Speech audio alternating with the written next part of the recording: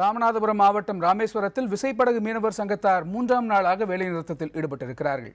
இதுகுறித்து விசைப்படகு மீனவர்கள் சங்கத்தின் பிரதிநிதி எம்ரிட்டோடு நம்முடைய செய்தியாளர் ஆனந்தன் நடத்திய கலந்துரையாடலை பார்க்கலாம். ராமேஸ்வரம் விசைப்படகு மீனவர்கள் இன்றைக்கு 3வது நாளாக வேலைநிறுத்த போராட்டத்தில் ஈடுபட்டு வர்றாங்க. இந்த போராட்டத்துடைய கோரிக்கை என்னன்னு நம்மோடு இருக்கும் மீனவன் விசைப்படகு மீனவர் சங்க தலைவர் எமரிட் அவர்களிடம் கேட்போம். வணக்கம்.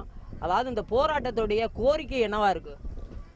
இலங்கை கடற்படையால் சிறைபிடிக்கப்பட்ட 78 படகுகளை உடனடியாக மத்திய மாநில அரசாங்கங்கள் மீட்டு தரணும். இதுபோக இலங்கை சிறையில் சித்திரவதை அனுபவித்துக் கொண்டு இருக்கின்ற 27 மீனவர்களை விடுதலை பண்ணி தரணும்.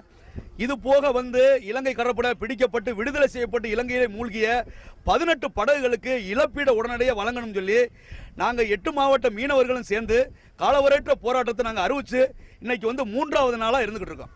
அதாவது இன்னைக்கு 3வது நாளாக வேலைநிறுத்த போராட்டத்தில் ஈடுபட்டு வரீங்க. இதனால ஒரு 50,000 பேர் வேலை இழந்திருக்காங்க. அது மட்டும் இல்லாமல் சுமார் 10 கோடி ரூபா பாதிப்புன்னு இருக்கிறீங்க. இந்த போராட்டத்துடைய அடுத்த கட்ட நிகழ்வு என்னவா இருக்கு?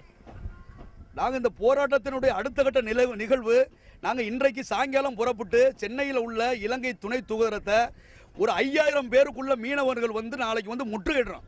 சுமார் 10 மணி அளவில் முற்றுகையிடுறோம். அந்த முற்றுகை போராட்டத்தில் எங்களுடைய கோரிக்கைகள் ஏற்கனவே சொன்ன மாதிரி அந்த 3 கோரிக்கைகள் தான். அந்த கோரிக்கைகளை சம்பந்தப்பட்ட அரசு அதிகாரிகளோ அரசியல்வாதிகளோ உங்களுடைய கோரிக்கைகளை நாங்கள் நிறைவேற்றி தர்றோம்னு சொன்னால் ஒழிய நாங்கள் அந்த தூதரகத்தை விட்டு நாங்கள் எந்திரிச்சே வரமாட்டோம்.